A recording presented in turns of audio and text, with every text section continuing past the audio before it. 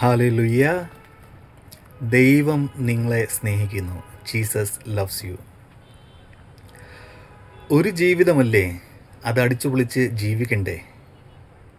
ഇങ്ങനെ ഒരു ചിന്ത എപ്പോഴെങ്കിലും നിങ്ങളുടെ മനസ്സിൽ വന്നിട്ടുണ്ടോ? ഇല്ല, ആരിൽ നിന്നെങ്കിലും നിങ്ങൾ ഇങ്ങനെ കേട്ടിട്ടുണ്ടോ? ഇന്നത്തെ തലമുറ വളരെ അധികം പറയുന്നൊരു കാര്യമാണ്, ഒരു ജീവിതമല്ലേ, അത് നല്ലപോലെ ജീവിക്കണ്ടേ, അടിച്ചുപൊളിച്ച് ജീവിക്കണ്ടേ. അങ്ങനെ ഒരു ആശയത്തിൽ വളരെയധികം വിശ്വസിക്കുന്ന ഒരു തലമുറയാണ് ഇന്നത്തെ വളർന്നു വരുന്ന ഒരു തലമുറ. ലോകത്തിൽ നമ്മൾ ജീവിക്കുമ്പോൾ പലപ്പോഴും അറിയാതെ ലോകത്തിൻ്റെ ചട്ടങ്ങളെ അനുഗമിച്ചു പോവുകയാണ്. While we live in this world, we tend to follow the patterns of this world.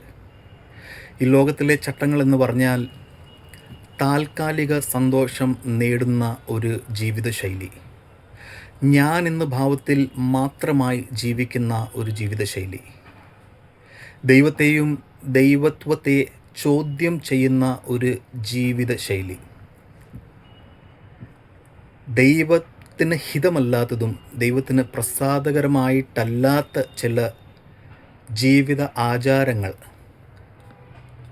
ഈ ലോകത്തിൻ്റെ നാഥനെന്ന് പറയപ്പെടുന്ന സാത്താൻ പലപ്പോഴും നമ്മളെ തെറ്റിദ്ധരിപ്പിക്കുന്ന ചില ചിന്തകളും ചില ആശയങ്ങളും, അത് പലപ്പോഴും നമ്മളെ പാപത്തിൻ്റെ ഒരു വലയിലേക്ക് കൊണ്ടുപോകുന്ന ഒരു അവസ്ഥയാണ്.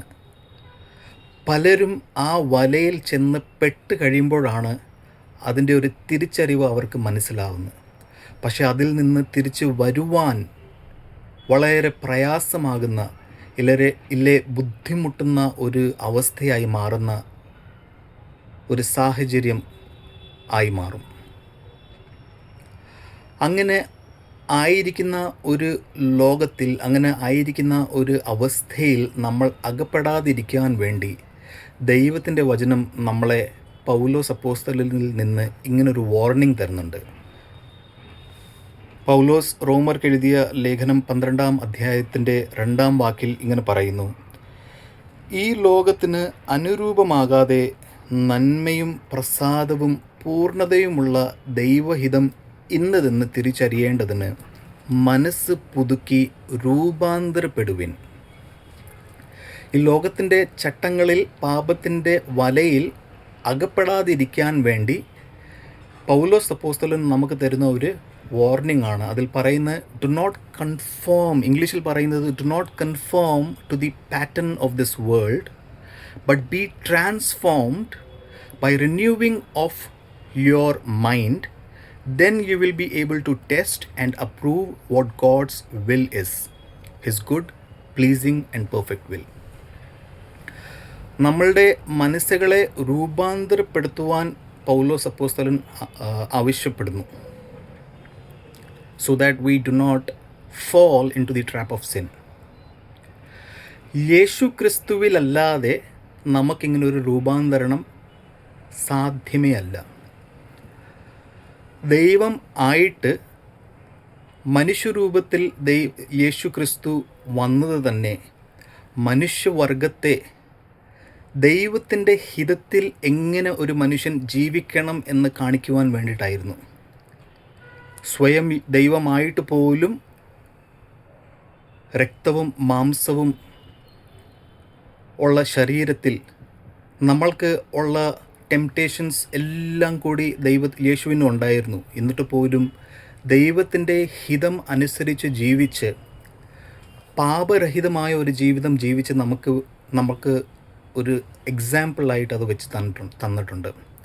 നമ്മളുടെ പാപത്തിനായിട്ട് സ്വയം യാഗമായി തീരുകയായിരുന്നു യേശു ക്രിസ്തു. യേശു ക്രിസ്തുവിലല്ലാതെ നമുക്ക് ഒരു രൂപാന്തരണം പോസിബിൾ അല്ല. അപ്പോൾ കർത്താവിൽ പ്രിയരെ, യേശു ക്രിസ്തുവിൽ നമ്മളുടെ ജീവിതം സമർപ്പിച്ച് നമ്മളുടെ ജീവിത ശൈലികളൊക്കെ നമുക്കൊന്ന് ഇൻട്രോസ്പെക്റ്റ് ചെയ്യാം, നമുക്കൊന്ന് പരിശോധിക്കാം. നമ്മളുടെ ജീവിത ശൈലികളൊക്കെ യേശുവിൻ്റെ ജീവിതശൈലിയെ പോലെയാണോ, അതോ ഈ ലോകത്തിൻ്റെ ചട്ടങ്ങളെ നമ്മൾ അറിയാതെ അനുഗമിച്ചു പോവാണോ? യേശുക്രിസ്തുവിൽ പൂർണ്ണമായിട്ട് നമ്മളെ തന്നെ സമർപ്പിച്ച് നമുക്ക് വേണ്ടി യാഗമായി മാറിയ യേശുക്രിസ്തുവിന് വേണ്ടി നമ്മളുടെ ശരീരത്തെയും നമ്മളുടെ ആത്മാവെയും നമ്മളുടെ ജീവിതത്തെയും നമുക്ക് യേശുവിന് തന്നെ സമർപ്പിച്ചു കൊടുക്കാം. അങ്ങനെ ഒരു പുതുക്കം പ്രാപിക്കുവാനും യേശുവിൽ നമ്മൾ എന്നെന്നും ജീവിക്കുവാനും ദൈവം നമ്മളെ സഹായിക്കട്ടെ. ദൈവത്തിൻ്റെ നാമം വാഴ്ത്തപ്പെടുമാറാകട്ടെ.